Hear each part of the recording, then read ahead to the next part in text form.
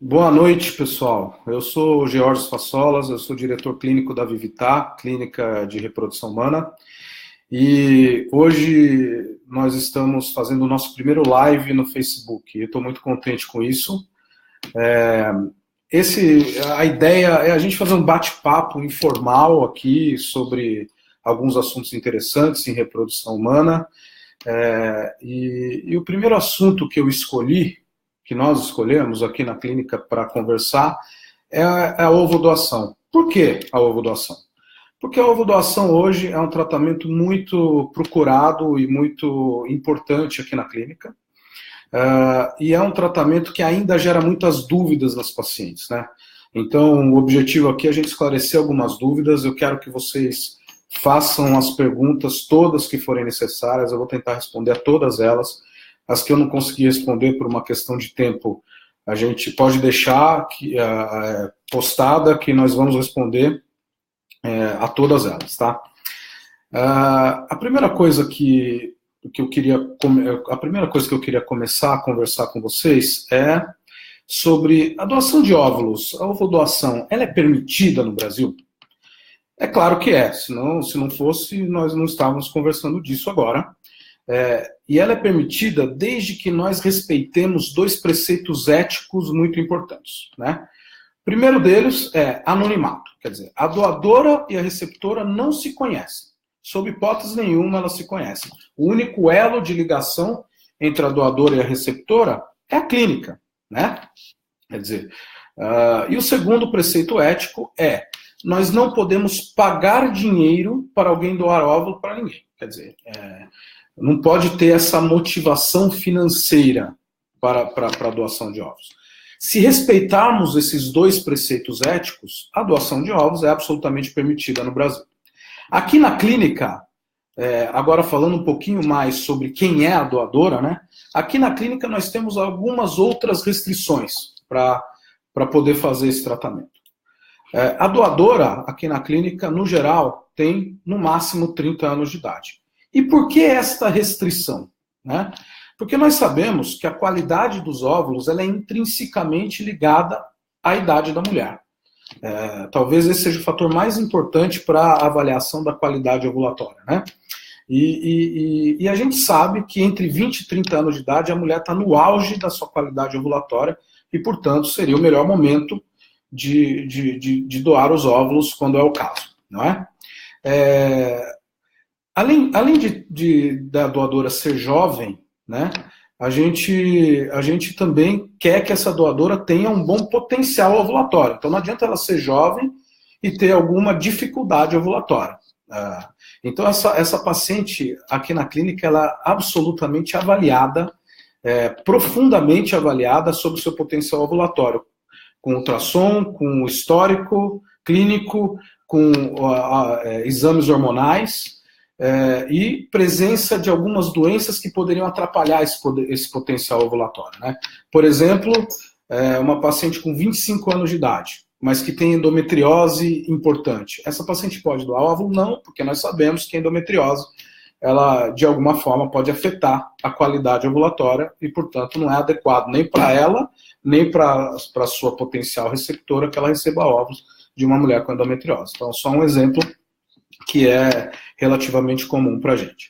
Além disso, né, o óvulo ele é um material biológico. Portanto, a doadora ela só pode doar óvulos se ela não tiver alguma doença que pode ser transmitida por essa doação de óvulos. Por exemplo, HIV, hepatite B, hepatite C, sífilis,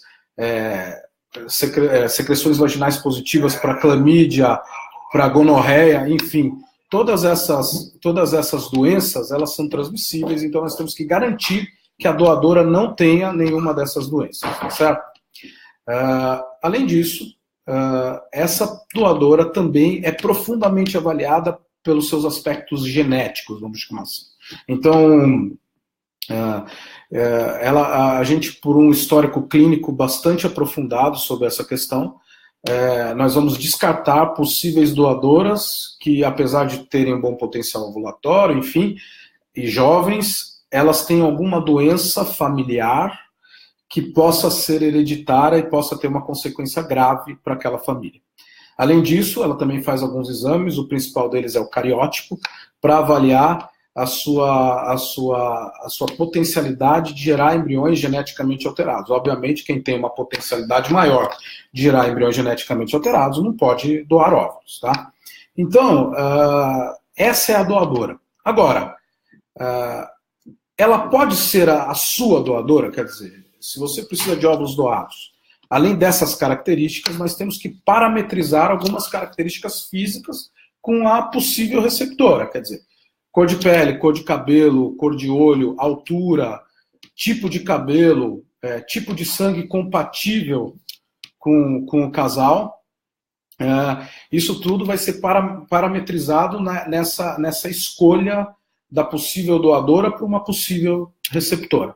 Então, é assim que funciona o nosso programa de doação de óvulos aqui na clínica, né? Agora, uma outra pergunta que a gente tem que fazer é quem é a receptora, né? Então, respondemos bem. Eu quis aqui detalhar um pouquinho de quem é a possível doadora. Vamos falar agora um pouquinho da receptora. Quem precisa de óvulos doados, né? O mais comum é pacientes que não têm mais ovulação. Então, pacientes que estão numa situação que a gente chama popularmente de menopausa, né? Tecnicamente de falência ovariana, né? A menopausa, o caso mais comum, é a idade mesmo, né? Quer dizer, com o passar do tempo, principalmente depois de 43 anos de idade, a mulher começa a entrar num risco maior de não ter mais óvulos, não ovular mais e, por isso, precisar de uma doação de óvulos para poder engravidar. Mas menopausas mais precoces existem, né? Então, algumas situações familiares levam a isso, algumas situações individuais podem levar a isso. Então, não é incomum hoje em dia a gente ter mulheres até com menos de 35, 30 anos de idade que precisam de doação porque não ovulam mais, mesmo sendo jovens desse jeito. E algumas doenças podem levar a isso, né? Uma outra situação que pode fazer com que a mulher precise de doação de óvulos é também casais ou uma mulher que tem, por exemplo, alguma alteração genética que faça com que o óvulo dela carregue essa alteração genética e nesse sentido, às vezes precisa da doação para que haja uma gravidez saudável e se livrar dessa doença genética. Uma outra situação são mulheres que ovulam, que não têm nenhuma doença genética, mas que, por uma questão individual, aquele óvulo já não é mais capaz de gerar gravidezes saudáveis. E nós vamos saber isso porque essa mulher tem históricos de tratamentos anteriores nos diversos tipos de indução de ovulação possíveis e que os óvulos repetidamente não têm qualidade para gerar embriões capazes de gerar uma gravidez saudável. Então essas são as principais indicações de mulheres que precisam de óvulos doados, tá certo? A última coisa que eu queria comentar com vocês, antes de começar a responder as perguntas, é como é na prática esse tratamento, né? Então, a primeira fase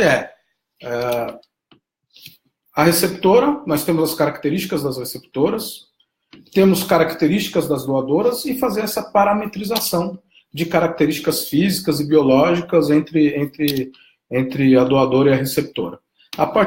No momento em que nós temos essa parametrização, nós contactamos a paciente que precisa de óvulos doados, apresentamos todos esses aspectos físicos e até um questionário psicológico da doadora para a receptora. Se a receptora dos óvulos aprovar esse perfil, nós podemos dar início ao tratamento.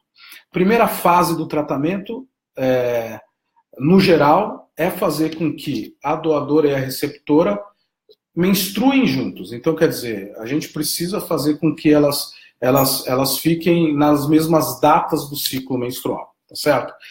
Quando elas menstruam juntas, a receptora começa a usar algumas medicações para preparar o útero para receber os embriões que daqui a pouco vão estar presentes, e a doadora começa a induzir a ovulação como se fosse fazer uma fertilização in vitro normal, certo? Essa doadora, então, começa a induzir a ovulação, a gente começa a controlar a ovulação dessa doadora, enquanto isso a gente controla o crescimento do endométrio da receptora.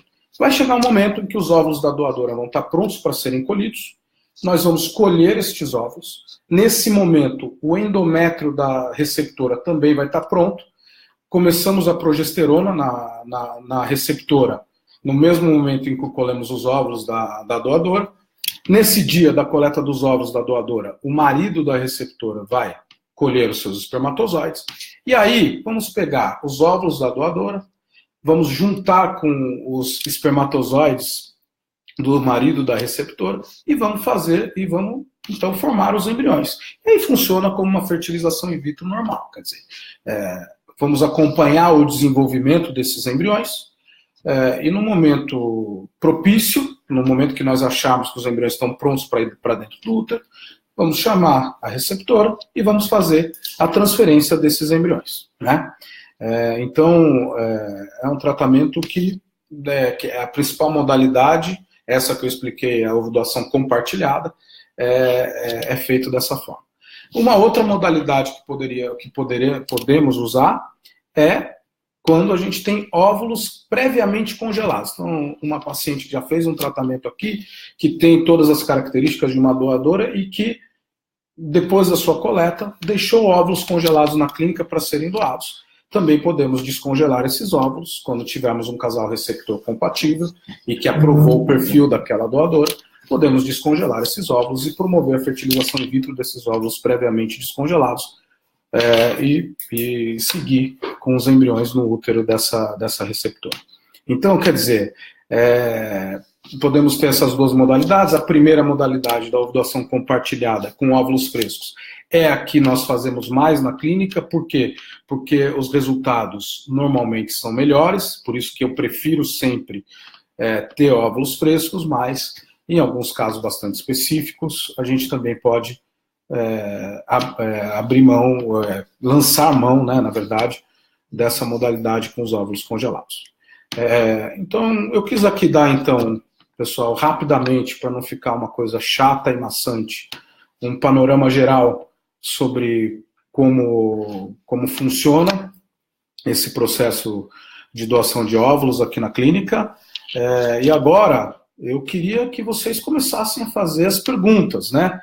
Já temos uma pergunta aqui. Mariana Leite. Ela me pergunta assim: como a endometriose pode ser classificada que impeça a doação de óvulos? Essa é uma boa pergunta, Mariana. A endometriose, como eu disse, é uma doença que, em alguns dos seus aspectos, pode atrapalhar a qualidade ovulatória. Então, o ideal é a doadora, obviamente, não ter a presença da endometriose. Agora, qual é a endometriose que sabidamente atrapalha? Aquela endometriose que afeta o ovário. Então, aquela endometriose que a gente consegue enxergar dentro do ovário. Esse é o caso que, com certeza, tem que ser descartado para ser doadora. Por quê? Porque não vai fazer bem nem para a receptora, mas também não vai fazer bem para essa paciente que vai doar os óvulos, porque essa paciente normalmente também quer engravidar, então ela precisa dos óvulos para ela também, tá certo? Denise Brites. Existe doação anônima de óvulos ou só pode ser de conhecidos? Não, exatamente o contrário, né? Quer dizer, como eu expliquei no início, a doação de óvulos obrigatoriamente no Brasil tem que ser anônimo. Não pode. Não. Aqui no Brasil, o Conselho Federal de Medicina, através do seu Conselho de Ética, ele não permite doação de óvulos entre pessoas conhecidas. Obrigatoriamente aqui no Brasil, a gente só pode fazer doação de óvulos em anonimato, tá? Eu estou aqui aguardando outras perguntas. Eu queria agradecer, eu estou lendo aqui alguns posts de algumas pacientes minhas. A Ângela Lotério, que saudade, a Cidinha, Salles, a Natália Bovolin, muito obrigado aí por vocês estarem me assistindo e colocando essas mensagens bonitas. Mais perguntas, pessoal? Vou ficar aqui Esperando vocês.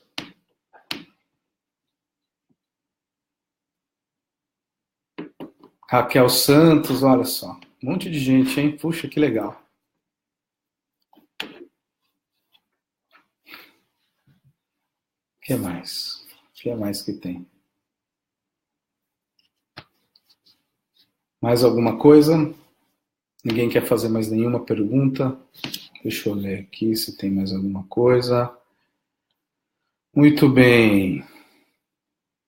Minha família. Ô, Virgínia, você aqui. Josi. Vixe, quanta gente. Puxa vida.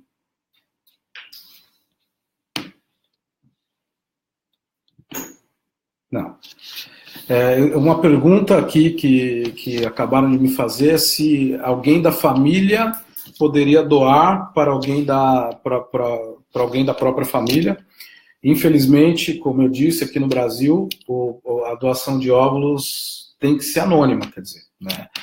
Infelizmente, aqui, de novo, por esse entendimento do Conselho Federal de Medicina, a família, como não obedece ao anonimato, não poderia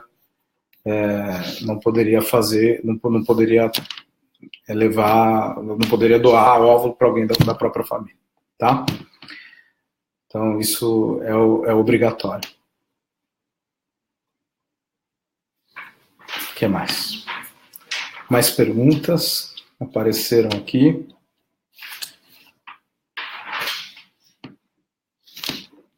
Deixa eu ver. Às vezes eu fico com dificuldade de ler. Vamos lá. A Natália me pergunta se ela já teve um bebê com síndrome, se ela pode fazer a transferência. Pode.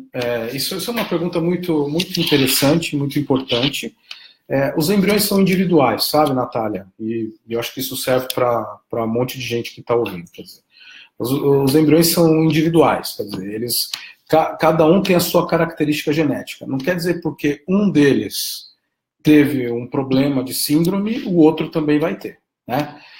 Agora, uma forma de ter mais segurança nisso a gente pode pegar os embriões que você tem congelados na clínica ou que vamos formar de novo, a gente pode fazer uma análise genética desses embriões antes de colocar no útero. Então hoje você tem, hoje, há um tempo já, você tem uma tecnologia em que você pode fazer uma biópsia desses embriões para quem precisa, então tem casos em que isso é necessário mesmo, e você vai poder fazer então uma análise genética desses embriões e só com a parte genética normal que a gente vai colocar esses embriões para dentro do útero. Tá certo? O que mais?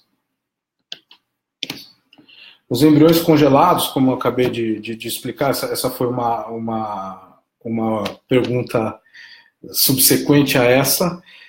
Os embriões congelados podem sim ser biopsiados. Então a gente descongela esses embriões, espera esses embriões expandirem, e depois que eles expandirem, a gente pode fazer a biópsia, do mesmo jeito que a gente faz nos embriões frescos. Então, os embriões congelados não impedem da gente poder fazer a biópsia, e inclusive com as mesmas taxas de sucesso, tá?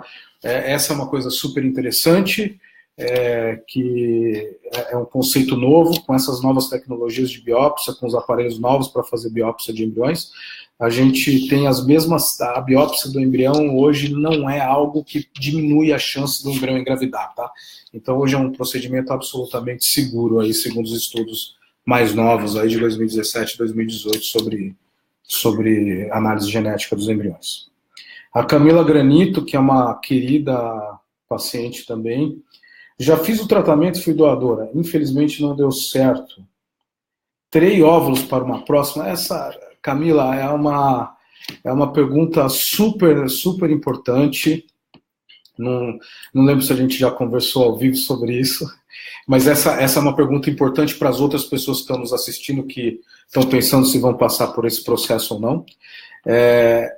A doação de óvulos, ela não vai diminuir em nada, ou a indução, vamos falar isso no geral, a indução de ovulação em qualquer paciente, mesmo quem vai doar e quem não vai doar óvulos, não vai diminuir em nada a reserva de óvulos que você tem no seu ovário, sabe, Camila? Tá? Então, quer dizer, o que acontece é o seguinte, para que uma mulher, numa ovulação natural, sem induzir ovulação, para que ela ovule de um óvulo, que é o que ela vai ovular todo mês, ela, na verdade, tem um recrutamento de mais ou menos 1.000 óvulos para que um deles se desenvolva, amadureça. O que as nossas medicações fazem, elas não vão recrutar mais óvulos dessa reserva. O que elas vão fazer é que mais desses óvulos cresçam. Então, na verdade, o que nós estamos fazendo é tentar aproveitar melhor o que você já ia perder naquele ciclo de qualquer jeito.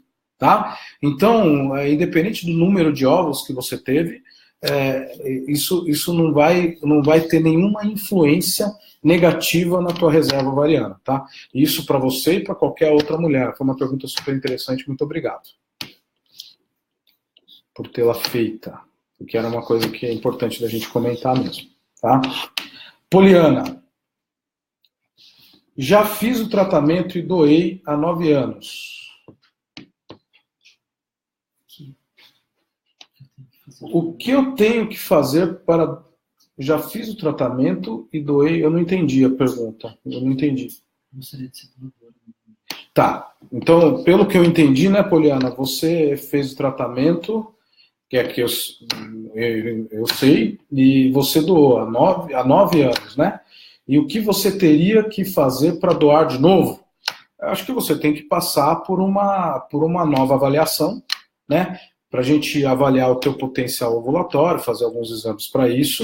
E se você tiver uma idade compatível para doar e de novo um potencial ovulatório para isso, eu absolutamente vai poder doar de novo, tá? A Jéssica. Tenho embriões congelados há 5 anos. Isso diminui a chance de engravidar, Jéssica? Também é uma pergunta super interessante e tenho certeza que é alvo de dúvidas de muitas pacientes que têm embriões congelados nas clínicas de reprodução humana. O método, se os seus embriões foram congelados pelo método de vitrificação, a gente aqui na clínica faz isso há pelo menos aí 10 anos, se eles foram congelados pelo método de vitrificação, você não tem nenhuma consequência do tempo de congelamento dos embriões na qualidade desses embriões. Então, na verdade, você poderia ter há 2 anos, há 3 anos, há 5 anos, há 10 anos embriões congelados que, teoricamente, eles não sofrem com isso. É como se você estivesse parando esses embriões no tempo, tá certo? Obrigado pela pergunta também.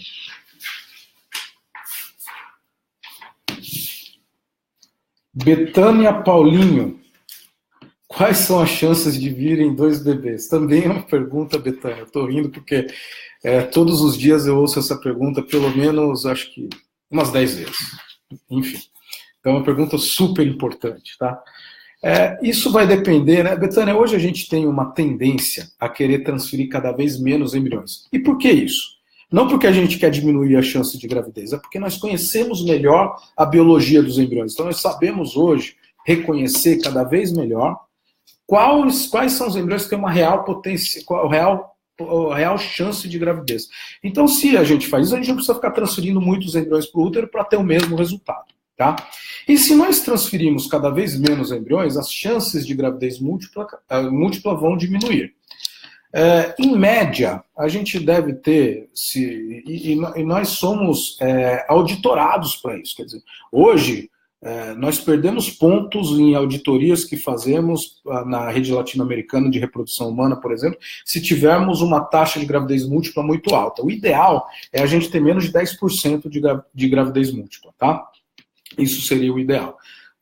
E o motivo disso, o motivo da gente querer ter cada vez menos gravidez múltipla, é porque não são gravidezes que o ser humano, eu sempre brinco com meus pacientes, não foi feito para engravidar de mais do que um bebê. Às vezes escapa, né? Na natureza é menos do que 1% essa chance, né?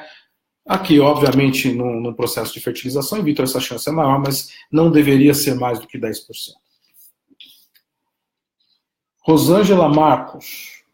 Fiz tratamento, tive aborto espontâneo há 5 anos. Tenho 38 anos.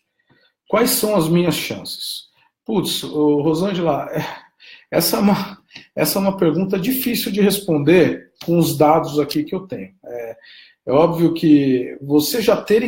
Vamos lá. Então, com os dados que você me deu aqui, o que eu posso te responder? você já tem engravidado, é uma boa notícia, né? Quer dizer, por mais que não tenha evoluído essa gravidez, infelizmente o aborto é algo que pode acontecer em 15% das mulheres que engravidam, então, seja de um tratamento, seja de uma gravidez natural. Então, assim, você já tem engravidado, é uma boa notícia. Agora, para a gente poder te responder quais são as suas chances reais, você precisa ser avaliada, né? Eu não consigo fazer isso sem saber como é que é o teu ovário, como é que é o teu útero, como é que são os teus aspectos hormonais, enfim, como é que é o sêmen do teu marido, quer dizer, para eu poder responder de uma forma precisa quais são as suas chances de gravidez, a gente precisa ter uma avaliação mais completa e profunda do caso de vocês. Sabrina Scaba, minha querida paciente também. Em um ciclo normal, aos 40 anos, qual é a chance de uma gravidez natural? Sabrina, a chance de uma gravidez natural num ciclo normal, aos 40 anos de idade, querida, é por volta de... Vamos tirando doenças, quer dizer, em pacientes que não têm nenhuma dificuldade para engravidar prévia, essas chances vão ser em torno aí, num determinado mês, por volta de 10%, né? Tá bom, Sabrina? Então é mais ou menos por aí, obviamente que isso vai depender das individualidades de cada um, né? Mas é por aí que a gente imagina. Obrigado pela pergunta. Obrigado por você estar assistindo.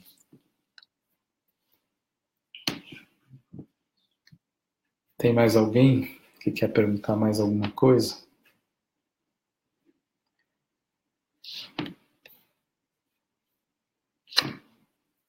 Mais alguma coisa? Bom, pessoal, eu acho que já se passaram aqui praticamente meia hora que a gente está aqui no ar. Eu já respondi bastante coisa, acho que bastante pertinente todas as perguntas que a gente teve. E, de novo, eu acho que a gente vai encerrar agora, então. Eu queria deixar vocês bastante à vontade para me perguntar qualquer coisa, pode deixar aí o post que eu vou responder. Quem me conhece aí, meus pacientes que estão aí me assistindo, sabem que eu respondo todas as perguntas, eu não deixo de responder nada, seja por WhatsApp, seja por e-mail, seja por qualquer coisa. Para mim é um prazer isso, e foi uma experiência muito interessante, foi a primeira, eu espero que as próximas também sejam tão boas ou até melhores do que essa. E a gente volta aí provavelmente dentro de 2 semanas para mais um live aí com vocês, e daqui a pouco a gente vai falar qual é o assunto, tá bom? Um grande abraço para todo mundo, um beijo para todas vocês e até mais.